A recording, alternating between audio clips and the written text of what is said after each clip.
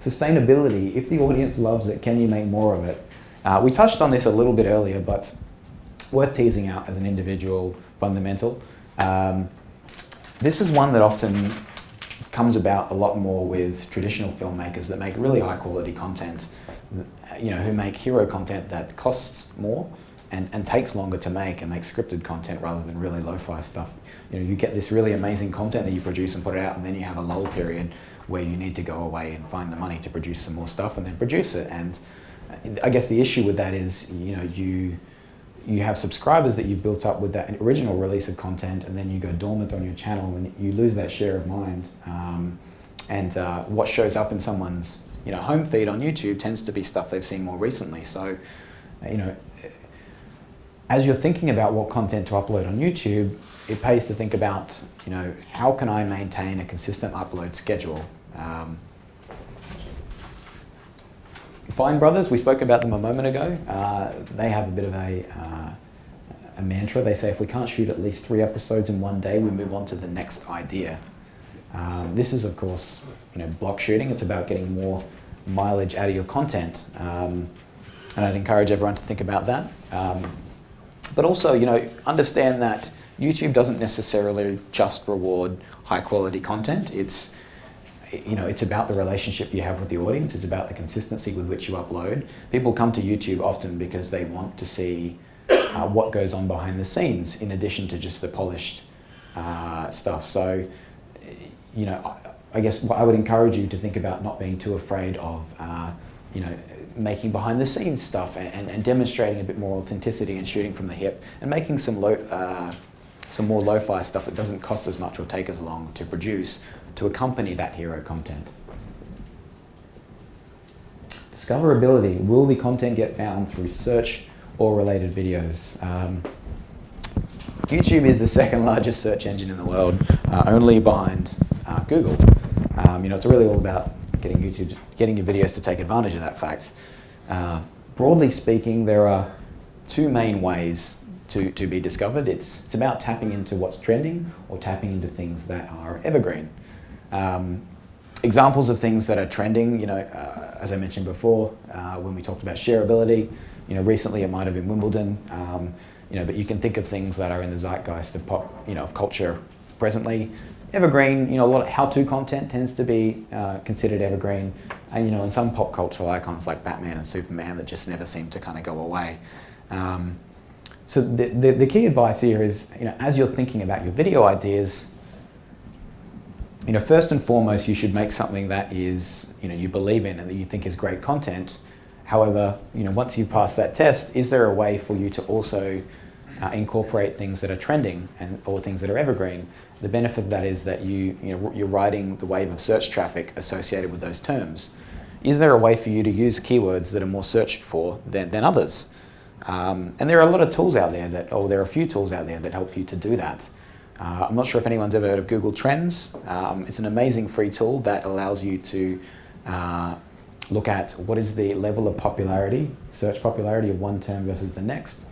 So you could, for example, type in Batman and then Superman and see, how much is the globe actually searching for these terms. And if you were to make a pop cultural movie, you could then decide which of those figures to include based on the popularity. So make use of the tools that are available to you. Accessibility. Can every episode be appreciated by a brand new viewer? This one is particularly relevant when we're talking about linear content, episodes that build on each other.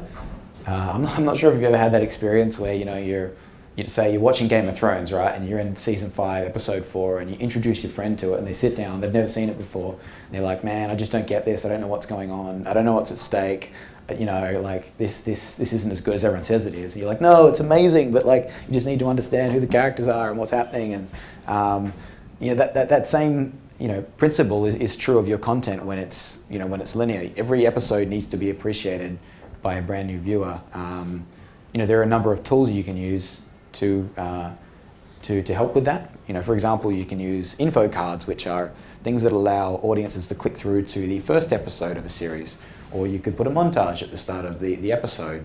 And the point of that is it ensures people don't bounce out as soon as they bounce in because they don't know the context. Fundamental number 9, is there a way to feature guest stars? So by this, what we're really talking about here is, is there a way to collaborate with other YouTube content creators? As I'm guessing majority filmmakers in this room, you bring a really fantastic skill set to the table, in that you can make high quality production, and YouTubers bring a ready-made audience. One of the fastest ways to grow your audience is to cross-pollinate and to tap into the audience of another YouTuber.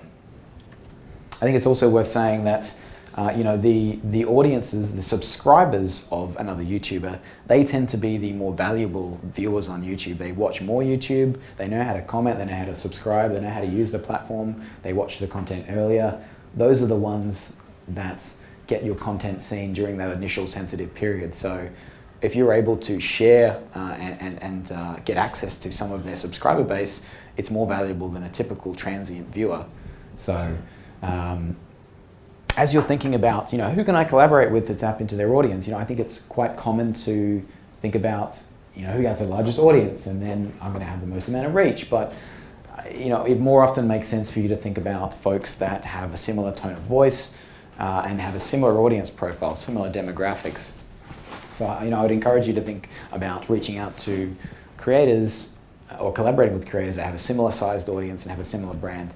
And that largely comes back to the point that audiences on YouTube, especially, they really sniff out inauthenticity. They're familiar with the idea of collaboration. It's a popular audience development tool, and if you do it with just the pure intent of building your audience without any meaningful crossover of brand, they're going to sniff it out and they're not going to like it, and it's not going to reflect well on your content. So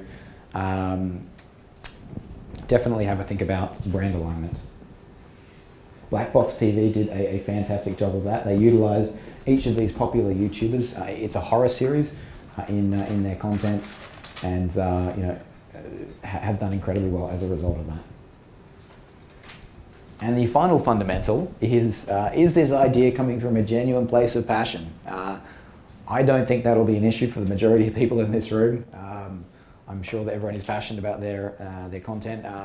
This one is often for folks that look for gaps on YouTube. Where is their content? Where are there gaps where there is not content but there is demand? And that is a fair enough question to ask, but YouTube is really a medium to long-term game. It's not easy to build a loyal audience that comes back time and time again, and so you're going to get burnt out, and it also requires you to upload consistently. So you're going to run out of steam if you make something that doesn't come from a place of passion, and the audience is just not going to respond to it because they know it's not authentic, and that's really one of the key currencies on YouTube, that authenticity and that shooting from the hip style. So, but I'm sure that wouldn't be an issue.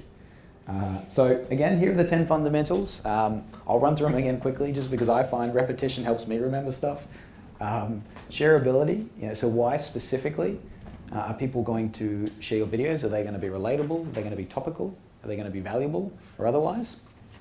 Conversation, is there a way you can speak directly to the audience, whether it's in the main content or the supplementary content? And again, that just builds loyalty, it builds a relationship with the audience. Interactivity, can you incorporate an idea from the audience into the DNA of the video and give them a sense of ownership over it and increase the likelihood they'll come back again? Consistency, what I would consider to be the most important of the fundamentals. Can you work backwards from 6 months and have a schedule of uploads, whether it be once a week, once every 2 weeks, once a month, and really stick to that and sort of tap into the rhythm of people's lives. Targeting, who are your audience? Be really specific about this, because the more targeted you are, you're reaching people that are passionate about who they are and what they do. Sustainability, it goes back to what I mentioned on consistency. Work back from 6 months and make sure you can upload shoulder content in addition to the hero content. Discoverability, is there something that's trending or evergreen, a theme that you can tap into? Use tools like Google Trends to figure out what is trending. Accessibility, is every episode appreciated by a brand new viewer? How can you enhance that ability? Collaboration, one of the quickest ways to build an audience on YouTube is to tap into the audience of another creator, but try to find not only a genuine value exchange in terms of the size of your audiences already, but try and find someone that has a brand that matches yours. And then inspiration. make sure that you're pumped up about the idea in the first place.